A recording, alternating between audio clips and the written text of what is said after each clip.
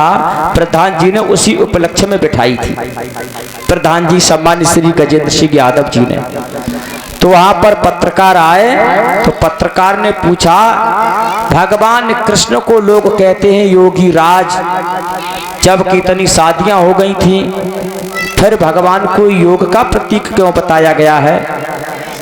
तो बड़ी अच्छी बात पूछी। हमने उनको बताया, भगवान कभी विषय वासना के चक्कर में नहीं पड़ता, भगवान को कभी लिंग भेद नहीं है, ना तो वो स्त्री है ना पुरुष है। यानी भगवान निराकार शक्ति है, उस निराकार को जब आकार में आने की जरूरत पड़ती है तब वो वही रूप धारण कर लेती है। समुद्र मंथन से अमृत निकला, विष भी निकला, विष पीने को कोई तैयार नहीं हुआ, अमृत के लिए देवता दैत्य दोनों लड़ गए। अच्छी चीज के तो सब ग्राहक हो जाते हैं। देवता दैत्य में झगड़ा हो गया कि अमृत मैं पीऊंगा, देवता कहे मैं पीऊंगा, विवाद ठन गया। अमृत का कलश इधर उधर को मारा मारा घूम रहा। अब इसमें जौन सा पक्ष तगड़ा पड़ जाएगा वही अमृत पी जाएगा। उधर विष्णु भगवान क्षीर सागर में देख रहे कि देवता दैत्य लड़ रहे, इनका झगड़ा कैसे मिटे। परीक्षित महाराज समझना, विष्णु भगवान क्षीर सागर में देख रहे हैं कि देवता दैत्य, एक अमृत का कलश है, अगर दो होते तो एक एक बट जाता, अब एक के ग्राहक अनेक हैं, झगड़ा कैसे मिटे। तो भगवान विष्णु बहुत सुंदर स्त्री बन गए और उस रूप को विश्व मोहिनी कहा जाता है। विश्व को मोहने वाली स्त्री बन गए, विश्व मोहिनी बनकर के और वहीं पर आ गए। देवता दैत्यों की नजर पड़ी तो दैत्य लोग उसके पीछे पड़ गए, अमृत को भूल गए। और वो ही आज हो रहा है।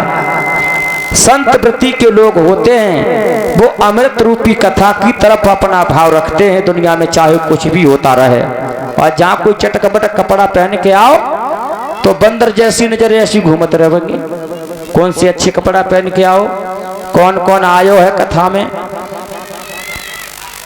भक्तों, विश्व मोहिनी को देख करके दैत्य लालायित हो गए और विश्व मोहिनी के सामने अमृत का कलश लेकर के पहुंच गए और वो अमृत का कलश उसको देने लगे। लो देवी, ये अमृत कलश है और तुम्हारी इच्छा हो उसको ये अमृत का कलश पिला देना, पर